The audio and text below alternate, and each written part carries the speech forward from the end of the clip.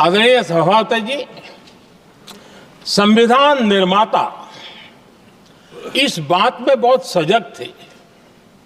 वो ये नहीं मानते थे कि भारत का जन्म 1947 में हुआ है। वो ये नहीं मानते थे कि भारत में लोकतंत्र 1950 से आ रहा है। वे मानते थे यहाँ की महान परंपरा को, महान संस्कृति को, महान विरासत को, हजारों साल की उस यात्रा को, उसके प्रति वो सजग थे। उनको इस बात का पूरा भान था। आदरणीय सभापति जी, भारत का लोकतंत्र, भारत का गणतांत्रिक अतीत बहुत ही समृद्ध रहा है, विश्व के लिए प्रेरक रहा है, और तभी तो भारत आज मदर ऑफ डेमोक्रेसी के रूप में जाना जाता है। हम सिर्फ विशाल लोकतंत्र है इतना नहीं, हम लोकतंत्र की जननी है। आदरणीय सभापति जी, मैं जब ये कह रहा हूं तो मैं 3 महापुरुषों के कोट इस सदन के सामने प्रस्तुत करना चाहता हूं। राजर्षि पुरुषोत्तम दास टंडन जी, मैं संविधान सभा के अंदर हुई चर्चा का उल्लेख कर रहा हूं। उन्होंने कहा था, सदियों के बाद हमारे देश में एक बार फिर ऐसी बैठक बुलाई गई है, यह हमारे मन में अपने गौरवशाली अतीत की याद दिलाती है, जब हम स्वतंत्र हुआ करते थे, जब सभाएं आयोजित की जाती थी, जिसमें विद्वान लोग देश के महत्वपूर्ण मामलों पर चर्चा करने के लिए मिला करते थे। दूसरा कोट मैं पढ़ रहा हूं डॉक्टर राधाकृष्णन जी का। वे भी इस संविधान सभा के सदस्य थे। उन्होंने कहा था, इस महान राष्ट्र के लिए गणतांत्रिक व्यवस्था नई नहीं है। हमारे यहां ये इतिहास के शुरुआत से ही है। और तीसरा कोट मैं बाबा साहब आम्बेडकर का कह रहा हूं। बाबा साहब आम्बेडकर जी ने कहा था, ऐसा नहीं है कि भारत को पता नहीं था कि लोकतंत्र क्या होता है। एक समय था जब भारत में कई गणतंत्र हुआ करते थे। आदरणीय सभापति जी, हमारे संविधान के निर्माण की प्रक्रिया में हमारी देश की नारी शक्ति ने संविधान को सशक्त करने में बहुत बड़ी भूमिका निभाई थी।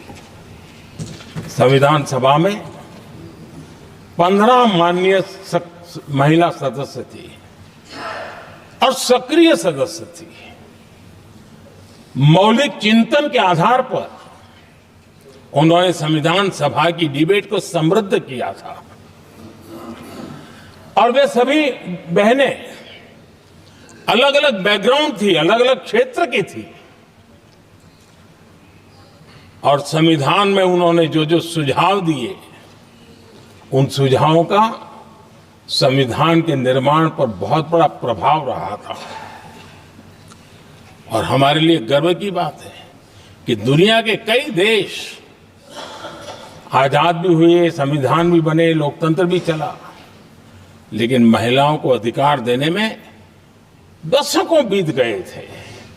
लेकिन हमारे यहां शुरुआत से ही महिलाओं को वोट का अधिकार संविधान में दिया गया। आदरणीय सभापति जी, जब G20 समिट हुई, उसी भावना को आगे बढ़ाते हुए क्योंकि संविधान की भावना को लेकर के हम सब जीने वाले लोग हैं। हमने G20 की अध्यक्षता के दरमियान विश्व के सामने विमेन लेड डेवलपमेंट का विचार रखा और विश्व के अंदर विमेन डेवलपमेंट से अब आगे जाने की जरूरत है और इसलिए हमने विमेन लेड डेवलपमेंट की चर्चा को अंजाम दिया।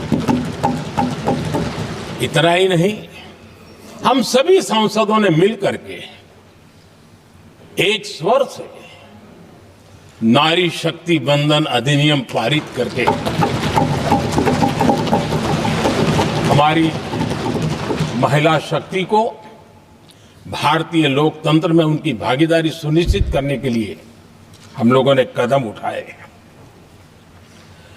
आदरणीय सभापति जी, आज हम देख रहे हैं हर बड़ी योजना के सेंटर में महिलाएं होती है और ये जब संविधान के हम 75 वर्ष मना रहे हैं, ये संयोग है और अच्छा संयोग है कि भारत के राष्ट्रपति के पद पर एक आदिवासी महिला विराजमान। ये हमारे संविधान की भावना की एक अभिव्यक्ति भी है।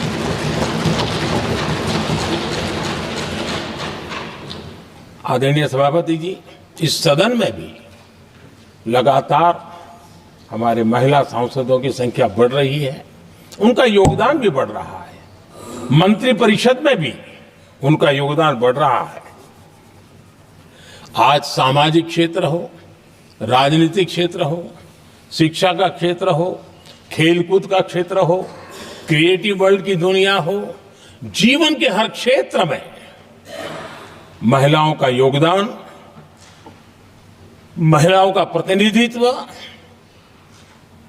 देश के लिए गौरव दिलाने वाला रहा है। विज्ञान के क्षेत्र में, खास करके स्पेस टेक्नोलॉजी में उनके योगदान की सराहना हर हिंदुस्तानी बड़े गर्व के साथ कर रहा है। और इन सब की सबसे बड़ी प्रेरणा हमारा संविधान है।